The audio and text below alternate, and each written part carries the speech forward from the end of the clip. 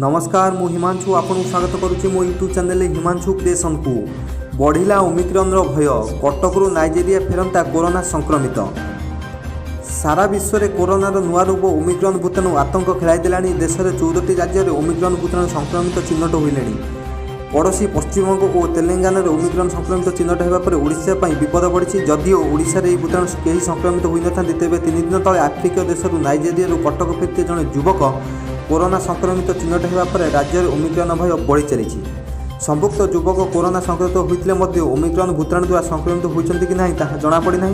संपुक्त युवकों नमूना संग्रह कर जेनम सिक्वेन्सी परीक्षा भुवनेश्वर ILS को पठाई।